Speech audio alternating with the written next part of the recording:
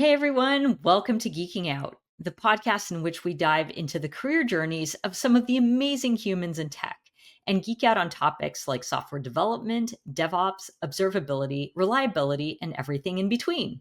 I'm your host, Adriana Villela, coming to you from Toronto, Canada. And geeking out with me today, I have Colleen Coll. Welcome, Colleen. Hello, Adriana. I'm so happy to have you on. And I'm pitching myself. I'm like, why did I not have you on sooner?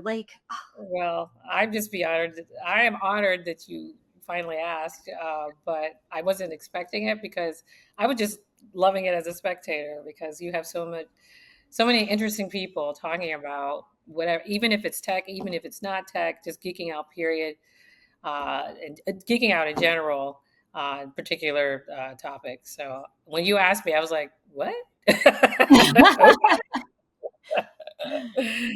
So yeah, thanks for having me. Yeah, super excited. Okay, well, I'm going to start off with some icebreaker questions. Okay, first question. Are you a lefty or a righty? I am a righty. Most of my partners are always lefties. Really? Oh yeah, I probably shouldn't be telling everybody, but both of my husbands, former husbands, were lefties. That is so We're great wild. guys. Nothing bad. It's all cool. I gotta ask first, for a righty living with a lefty, were there any nuances that you noticed? Oh God, now thinking about it. Um, I think that they were. Oh yes, I do. I think they had better handwriting than me. So, but I Ah, can't. I never had the chance to see if that was, to test that out, that theory out. But both lefties had way better handwriting than myself. So, that's so interesting. Did you ever have did you ever notice if someone's putting a knife away on a knife block or hanging a coat on the hanger, the sort of lefty nuances where it's flipped around? no, maybe I should have. No, I have not. But I'm now just I'm going to curious start. because I'm Yeah. the only lefty in my household. It's my husband, my daughter, and I living Mhm. together, and I'm the only lefty, and I impose my will upon them. And it has everything to do with how you hang a coat. Yeah, Is yeah, that yeah. So I'll hang my coats, and I'll hang other people's coats facing one way, like the lefty way, on the coat hanger, and then knives on the knife block. I'll if my husband puts a knife in the knife block, I'll reverse it to suit my needs wait, as a wait, wait. lefty. Is there a difference in how you hang the toilet paper roll? Is that No, a we left? agree on that one. Thank goodness. I think I don't know. We might not be together if we Right, disagreed on right. that one. Just checking, because I would I definitely. do feel like wars are fought over how one hangs toilet paper rolls. Girl, don't get me started. Anyways. I love the sidebar. Okay, did I ask you? Do you prefer iPhone or Android? Oh, I prefer. Well, I don't know if I prefer it, but it's what I've had is the iPhone. But friends of mine that have the Androids, I mean, they're fucking impressive, especially when it comes to the camera. So, and I'm in video and digital, and I'm like, maybe I should switch. But I don't know. I think there's a community of, or maybe a cult. If I do switch, I'll be hunted down. Uh, I'm that paranoid, so we'll see. But so I, I like them both, but I can. I mean, for video and digital, anything like that, pics. I mean, hands down, the droids they're awesome.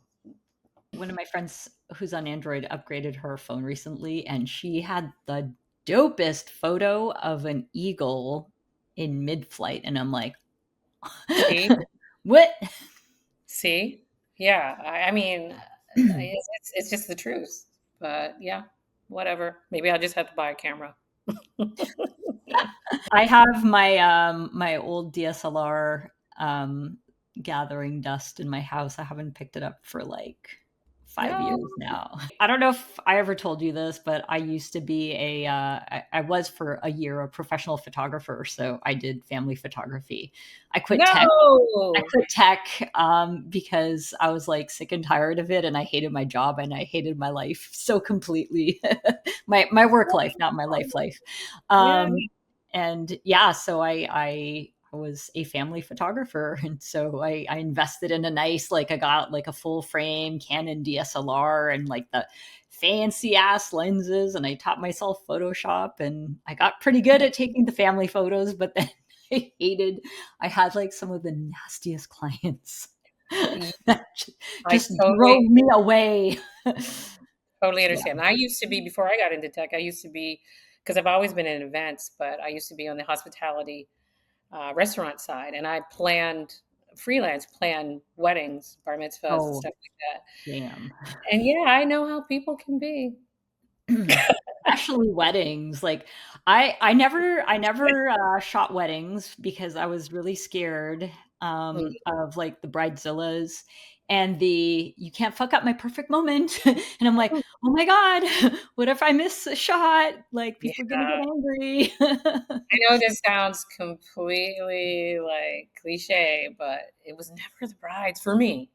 It's Uh-huh. always the bride's mothers. Oh. I mean, yeah.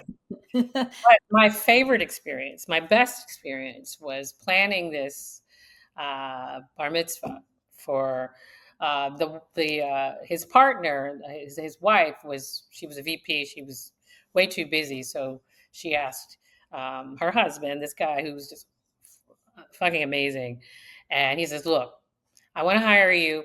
I know what I want, but I want somebody to organize it for me." And I was like, "Yeah, cool."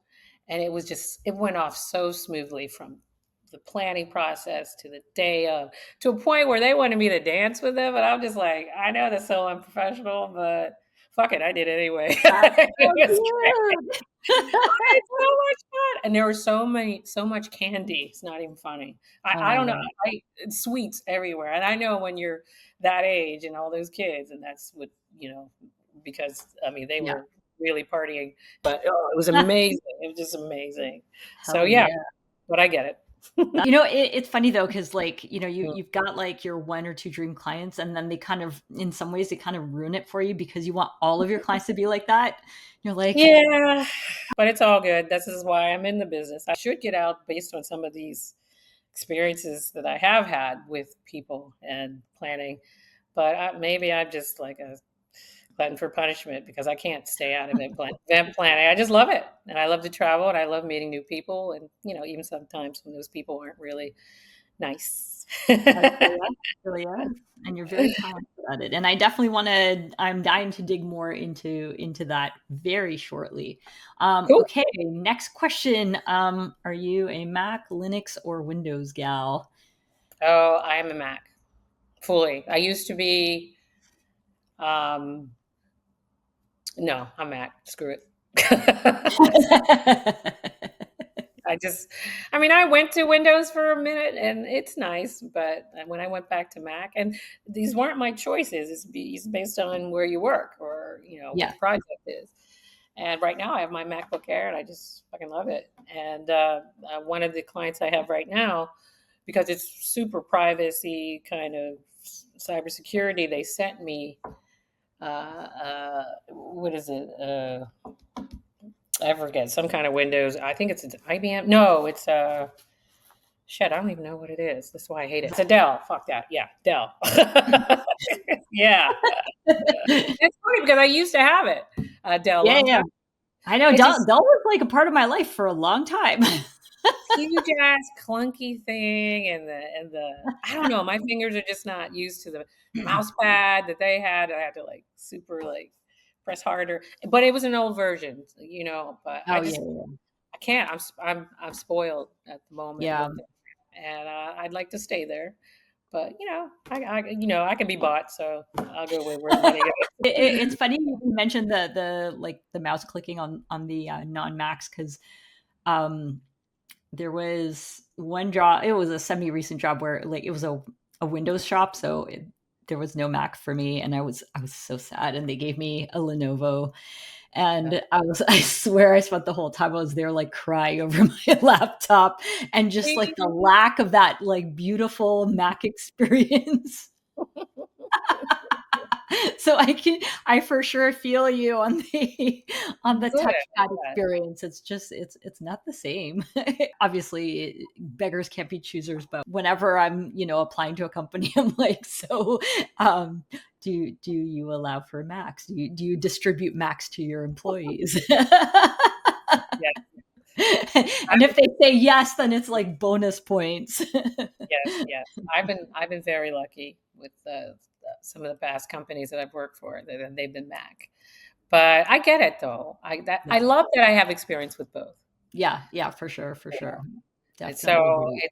it's good. I can just like adjust to anything, and Yeah, that's being absolutely. part of being in events. You got to be that way, and being a part of the community, being in media. I mean, nothing should shock you, but it's So true. Speaking of media, I've got two more questions for you. oh cool. Do you prefer to consume content through video or text? Ooh, video Right at the on. moment. It's interesting because last year I really got into short form video um, because I was pitching myself and I was kind Yeah. of desperate. I was laid off Hmm. a year and a half ago, January 2024. Yeah. So I was just desperate to find work.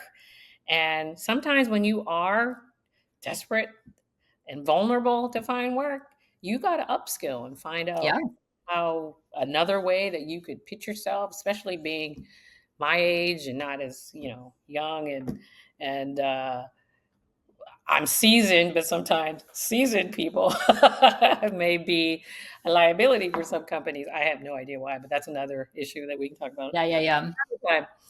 But yeah, I needed to upskill, and my son used to do my videos for me for where I used to work, and he got this new job, and he's like, "Hey, mom, I don't have time for you. You need to learn." There's the ultimate incentive. Like, sorry, Yeah. bye. So I said, "Okay, I'll do it," and I took these tutorials with CapCut, and just do just kind of upskills and found this information about how to boost your campaigns with video and short form video. Got on TikTok, which is an addiction. So to answer your question, to get my news, I love the short form video, Yeah. and I love getting it the alerts on my phone, and Oh, and I love that if there's video with it, it's great. I love getting the links to stories, but sometimes you have to pay for a subscription and I don't get the full. yeah. So, but I belong to a lot of newsletters, TLDR newsletters, where I get most of my content, whether it's Fast Company, whether it's TLDR, the tech, AI, a lot of AI newsletters. So that's how I usually get my content. That's very cool. It's interesting. Like, you touched on a couple of things that I want to unpack. First of all, the short form videos. Yep. Like, so for me personally, I don't like videos for consuming content. For me, it's like a last resort, and I'll always I'll default to text when I can. I will say though that my daughter has gotten me into like Instagram reels, like watching them. See? So we'll just like send each other. I have like a circle of friends plus my daughter where we just like send each other Instagram reels all the time. But I have this weird thing on Instagram reels where I don't like to turn up the sound. So I like to have I prefer the reels with the captions. And so that's how I'll watch my reels. And if they make me turn up the sound, it's like, nope. Well, that's funny that you say that, Adriana, because that's how I do it. You can't do that on TikTok. Well, I don't think you can, but for Reels and Instagram, I just keep it quiet until I see something funny. Then I'll like, oh, and there's certain influencers that I do want to see, especially the comedies. I'm always Oh about yeah. the comedy ones. I And love the there's comedy ones. oh yes, and they make me laugh. They're definitely turning up the volume on that one. But yeah, so yeah, okay, video Yeah. versus text. And then the other thing that I want to mention, because you said like you've done some short form video, Hmm. and I have to say, so first of all, I've seen your short form videos; they are super awesome, like just next Thanks. level. And it's interesting. Like it's such a different skill to produce short form video compared to long form video. And I was wondering if you could talk a little bit about that, like what that's like, what the differences are. Well, coming from someone who dabbled as a producer and not more of the logistics part of AV audio visual, and then getting thrown in, if you want to call it thrown in, but getting desperate and vulnerable to make sure you put to upskill. Learning this was not as hard as I thought. But to be good at it, you got to be creative and you have to be a fucking fantastic storyteller. Now, I Yeah. know that people throw videos together, but then there's people that tell the stories. And I'm going Yeah. to give a huge mother effing shout out to the guy that inspires me. He always does. And he's the one, not only did my son just said, Mom, I don't have time for you, but Bart Farrell is the guy. This is Colleen. I think you would be good at this. I think that you would be good at this. And I finally got into it. And he is the MFer goat. Oh my And god, like Bart's stuff is so good. I'm waiting for him to like not be good. And even his stuff that isn't fantastic is fucking amazing. And I'm just Yeah, like, so I follow him and he tells a fucking story in yeah, all of his videos, whether it's something about kickboxing somewhere or being on the floor at CNCF or anything.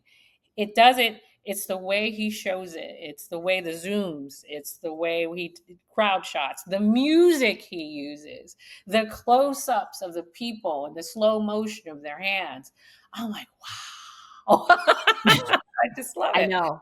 So that's my advice. You have to be a great storyteller. You Yeah, can't just like put it out there because people want to see creative and storytelling no matter what. Even if you're not doing it through video, you have and you do it through text. If you can tell a great story and it resonates with people, you will have followers if that's what you're looking for. yeah, I just want to put out good content that if there's a tribe of people or a community of people that will like, but it resonates with them. There's a pain point. There's something that they can resolve, and I can help with that.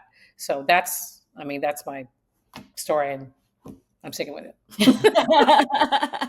yeah, it. and I think you're so spot on like telling the story, and like because they're short form videos, like they have to be engaging, right? Because Yes. for the first 5 seconds, this thing's boring. Like fuck off, I don't want to. Next reel. Girl, and I'm glad you said that because when I'm on TikTok and I scroll and if somebody's going on and they don't get me in the next like 15 seconds, I'm just like scroll. Yep, I mean, you gotta wow me, you do, seriously you about do. what you want to say. If you're selling something, if you're telling a joke, and sometimes even silence can tell Mm. a story. Just by looking at the fucking camera. It's funny because I think a lot of like I think YouTube and Instagram have upped the length of their shorts, reels, what have you. And Yeah. and even though like on the one hand I'm like because I post climbing videos. Sometimes my climbing videos are over a minute. Yeah. On the one hand I'm like, yay, I don't have to cut this or speed it up. On the other hand I'm like, oh shit, now I have to watch this fucking long video. Yeah. I don't want to watch it. Well, I mean, I think the long forms can be more educational, True. and the other ones are if you speed it up, just more of a promo and an advertisement. I mean, it's just all on how you use it. And but you have that community of climbers and community. I mean, you and Marino, you guys are fucking crazy. I'm not doing that. Okay, I have a final question from the Sure, list. sure, sure, Okay. sure. What is your superpower? Oh, it's easy. I'm a kick-ass storyteller. Mostly writing. And now I'm getting into the video part of it, and I want to perfect that. Nice. That is my biggest superpower. My second is I throw great parties. Right on. And even when I'm older now and I'm like, ugh, because I used to have theme parties like all the time. My last big theme party was when I turned 54 2 years Uh-huh. ago, and I had a Studio 54 party. It was all, Ooh, and I just came up with the idea. So I had about 100 people come to this party, and it was amazing. It was that sounds amazing. great. So yeah, I don't know how I'm going to be keep doing that because I'm getting a little tired. And if I do, there'll be smaller versions of Fair my enough. theme party. But yeah, that's my superpowers. That's so cool. And I gotta ask, like, how did you get into like the storytelling first with the writing and then transitioning into video? You alluded a little bit to the video part, but how did you get with the writing? Well, it's this is funny. I actually my my major in college was journalism, Ooh, cool. and I loved writing. I remember being in high school, and I wanted to write for the paper, and they were looking for people to review um, music. And this was back in the 80s. Damn it. So I reviewed Run DMC's. Which one was at the time? The one that they had Walk This Way on it. It was like a maybe 500 word. And I got sort of popular for reviewing music. Ooh. So I decided when I went to go to college, I'm going to major in journalism, blah, blah, blah. I love writing. Those classes were wow. I mean, if you had two errors or grammar, whether it's grammar, spelling, or anything, you get an instant F. Oh, No, damn. yeah, I mean, they really put like a lot of stress. But when I graduated, I couldn't find a fucking journalism job. My life depended on it. And if I did, it paid nothing. Nah. Not a goddamn thing. But no, I struggled. But I did, this is what I figured out is that whatever I got into, whether it was marketing or business strategy or whatever that was available, they needed writers. Yeah. And then I became a speech writer for events, and it just kept going and going. But I focused on event planning, project management, and just straight up marketing and how to promote products, services, and shit like that, and loyalty programs for restaurants. I worked in healthcare, but people love when you know how to write because Oh, there's yeah. a lot of people just don't think of. Yeah. And I feel like it's a lost art form to a certain extent because there are like especially in tech. So my degree is in industrial engineering, and one of the prerequisites of my program was in my first year we all had to take a technical writing course. Everyone like groaned about it, and like fuck, technical writing is hard, but I do appreciate as hard as it was, and I was like used to writing prose, and I was like pretty good at English class and kicked ass with the essays and all that. yeah, Um, but you know, like technical writing is so fucking dry, so precise, but it is. It it is. taught me an appreciation for that form of writing, especially like when it comes to documentation, but just in Yes. general, like it's sad that there aren't enough good writers in tech because I think we really really need them. I think sometimes the expectation, I think some people are intimidated by it because some of Mhm. the people that I've met in tech are incredible storytellers. I just think that they just don't see themselves as that. And Mhm. most of these people or read comic books, watch movies that are very great, the storytelling, on steroids. They just really need to have the confidence to do that. And then the ones that do, you see them as influencers, whether they Yeah. have podcasts or they're just writing stuff, the Justin Garrisons and you. hello. And yeah, and Tim Banks is a great storyteller. I read, Oh yeah. and then Kelsey Hightower, when he's a great storyteller, not only in his writing, whether it's social media posts, but when he gets on stage, whether it's scripted or not, he doesn't look like he's Yeah. scripted, and he tells a story that always comes back to what the topic is. That is so easy and difficult for Yes. certain people because they're intimidated by it. And some people are naturals at it, and some people can learn it. And what I like to do is I like to be the producer of it.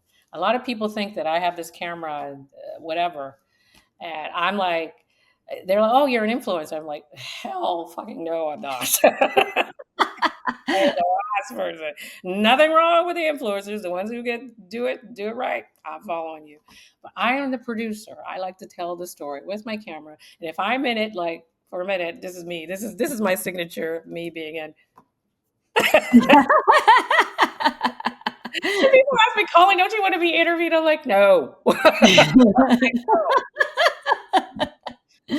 No, the only time I would like to be, if I'm doing the interviewing, I will stand there, whatever. But I consider myself as a producer, and that's how I tell my stories. But you're right. Tech writing is not easy, but there's a specific parts of writing. There's the creative, and you can do that in tech. And there's the things that you really need to not fuck up with, like the documentation when you're doing tech writing, whether it's for coding or whatever. But even before I got into tech, I was writing NIH grants for people because I used to be in biotech for a lot of research assistants who were trying to get money, Mhm. for their cause, and a lot of it had to do with curing cancer. So you have to be like, and then those instructions for NIH grants. Oh my God! I mean, if I can survive that, I am the best project manager on this planet. And you find some other people who were project managers for NIH grants, and they will Mhm. tell you. I mean, it's just like it's just another life. It's like being in another, like in the Matrix or stuff. But that's how I got my whole brain of how to separate creative storytelling and documentation and project Mhm. management. That's straight up, Yeah. whatever, and then combining the two. I hope I explained that right, but it's Yeah, yeah.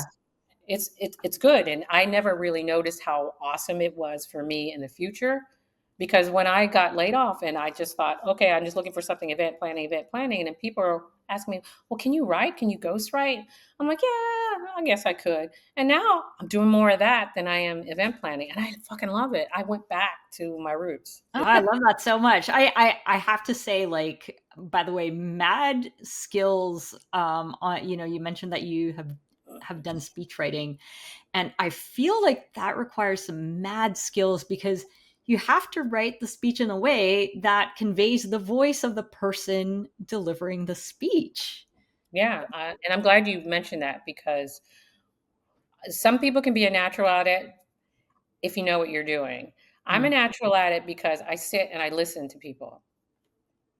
And that's a fucking art these days because a lot Mhm. of people don't know when to shut the fuck up. You all know who I'm talking about. Especially. But one of the things, if you're going to be a great storyteller, you need to shut the fuck up and just Mhm. listen.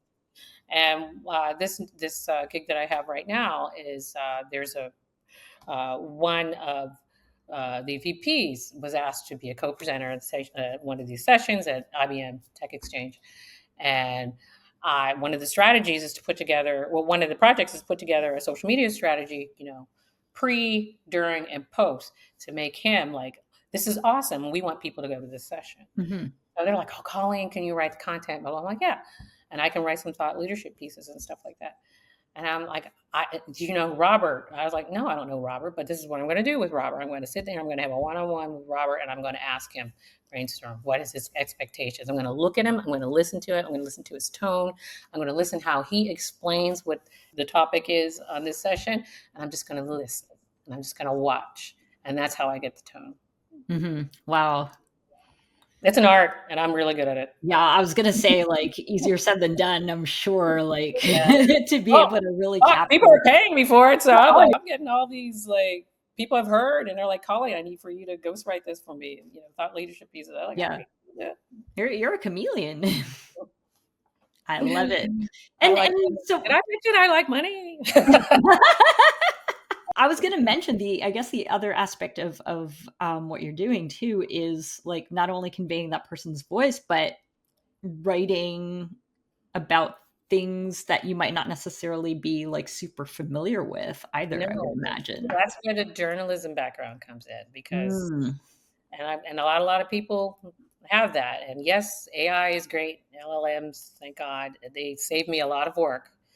But if you don't know how to capture something that you don't know about by Mhm. not doing the research and not looking like you don't know what the fuck you're talking about, not knowing how to cite where you got your information and all that other stuff, yeah, I mean, eventually AI will probably get better at it, but I can see it from a mile away. And a lot of people, other people will. But not only that, I can see that AI, if it's straight up AI and it's not crafted, if you do AI, which saves me a lot of is the research part of it, where I Mhm. don't have to find where I'm going to find it. I know where to find it. I read it. I make sure that this is being a journalist, that whatever I found is valid. Yeah, yeah, yeah. Yes, because you never don't ever want to get caught. You go viral that you're an asshole. But no, it's just that's where I differ. Is I have a journalistic um, background where I know how to get that information. It's easy for me now.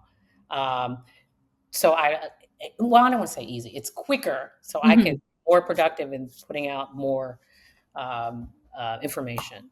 And isn't it cool how like things that you've done in the past end up playing such a huge factor in your present, right? It is very cool, and I'm glad you said that because I had no idea. I love being an event planner. My goal, right until last year, was Mhm. to go global with conferences. I love the CNCF. I love being in that community. But now I have this new thing I just never thought I would get back to, and I realized how much I love writing, and now I'm realizing how I can combine it to what my goals were, is to be an on-site media coverage, Yeah. and now using video. Yeah. And one of the things that I don't want to lose, and I'm sorry if this is not part of your questions, but how do I say that? Not being in the community as an employed individual Mhm. last year was seriously, it was heartbreaking. It was mentally fucked up for me Yeah. because I felt like I was like kicked out of a club, but not intentionally. Me trying to get back in, like in high school and shit. And what I discovered is meeting people like you and people like Marino and all these other awesome people, Bart, um, making sure that I don't get lost. So, hey, Colleen, whether they're telling me about job opportunities or project opportunities in freelance. I mean, I've had the opportunity when people heard that I was looking for Tech Field Day, to Future and Group, to Visible Impact, all these people asking me to do stuff, Yeah. and Art and the Marinos and even Tim and everybody just let me know, Colleen, we got your back. That is something I hope that the CNCF community keeps because they do it well when they do it well. And I still want to be in that in some way or fashion. I know things are changing. Don't get me started with this new current administration.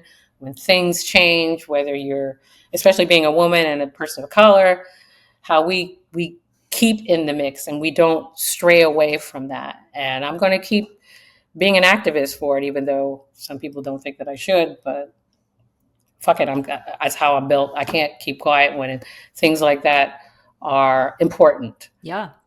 When you roll back things that worked and kept people like us in the mix, having those opportunities, because oh my God, you are just so great. And I'm always going to be your cheerleader. You, Nash, and a bunch of other women in tech and women of color. But when I saw that what was going on in the rollbacks, I was like, oh, no, we're not doing this. Yeah. Yeah. And that's why it's so important. Like, honestly, it's one of the reasons why I keep doing the podcast is I want to Mhm. keep elevating, underrepresented groups, people who, like, DEI haters shit on just because Uh, we're not we don't look like whatever that stereotype is. And yeah. we need to keep keeping on. And I really appreciate you like talking about these things. And even what you were saying, the feeling of being unemployed, um and feeling like you were like out of the club kind Yeah. of. And I think having those conversations is really important because we often see the sort of like cheery, oh well, I'm looking for my next opportunity, and it's, I see this as a great opportunity for blah blah, which is awesome to have that like positive outlook. But like, let's face it, we're human. This shit Yeah. hurts. It hurts. It feels like rejection, even if it's, like, can't be helped for whatever reason. uh, Hmm. it still is so shitty. And I think having a Yeah. place where people can freely talk about it and just like let their feelings go is so important. So Well, I, some people are scared of change, and I get it, but because they never experienced it yeah, before, you can't just because everything is working for you, not well, forget about other people who are probably going through something.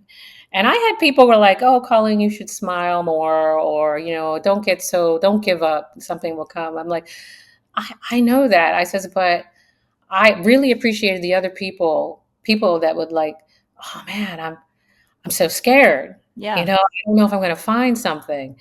And these people just shut the fuck up and let me say what I had to say. And this gave me a fucking hug. And yeah, I always will appreciate that. So when this happens, when I know that if I see it happening with other friends, I will never, if they reach out to me, ever treat anybody the way I've seen others do. Either get ghosts or don't even acknowledge them or just play them off like, oh, don't worry. You know what I yeah, mean? People, like you said, people are human, and that is some serious shit to get through.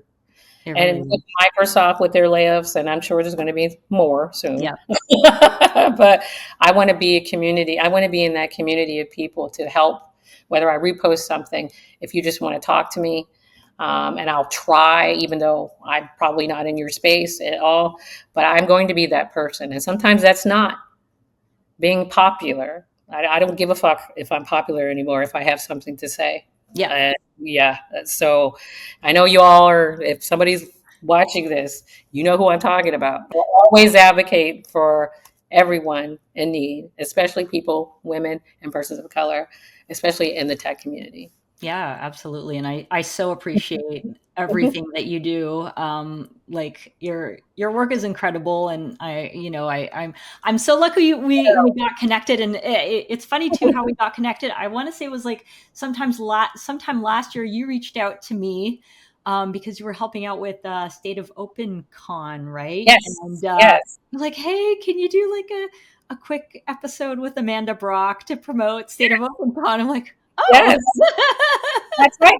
And I didn't even know. I was just so happy there was some woman, as a woman of color, that was doing podcasts and tech because I don't see that often. And I was like, oh my God, this is wonderful. And Amanda, being a woman and all her hard work for State of OpenCon. I mean, I love being in that space. I was just so happy. And you went out of your way to do it, even though because I didn't, it was last minute. But that's media. You were very Always last minute. persuasive. Yeah. So that's how we met. And then I Yeah. saw that you were connected to, my folks like Marino and Tim and all the, and then Yeah. I met some more people via you, and we saw each other. I think as open source in Seattle or somewhere. I can't Yeah, remember. yeah, yeah, yeah. Yeah. We run in a lot of the same conference circles, right? Yeah, I know. It's such a treat whenever I see you around. I'm like, oh, there's Colleen doing her thing. And then like next thing you know, the videos are out and you're like, oh damn. Damn, that was fast. Those videos are really good and that was so fast. Yeah, I just love this community, and I'm glad that the majority love me back. For sure, for sure. I know we're coming up on time, but really quickly, I did want to talk briefly about if you can quickly talk about how you got into the CNCF community. Oh, this is fantastic.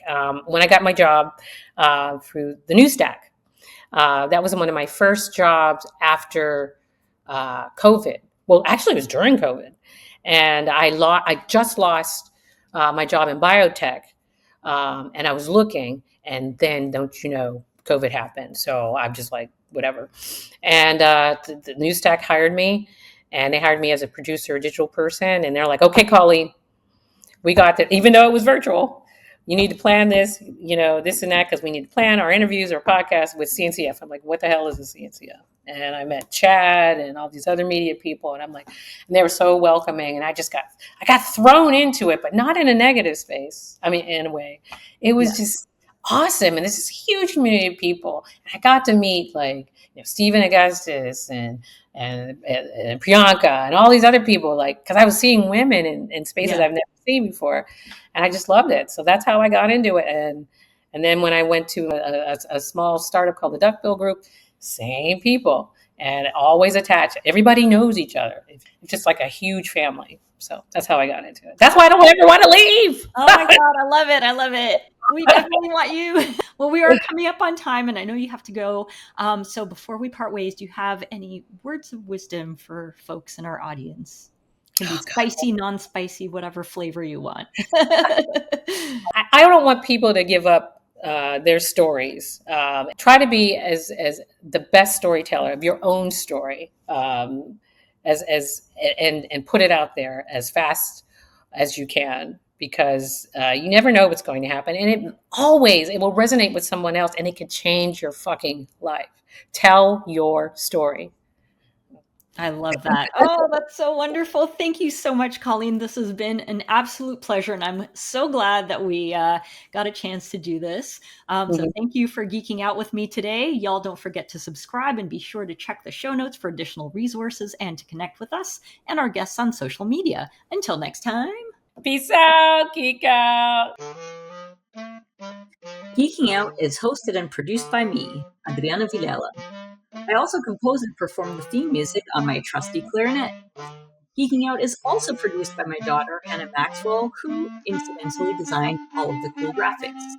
Be sure to follow us on all the socials by going to bento.me/geekingout.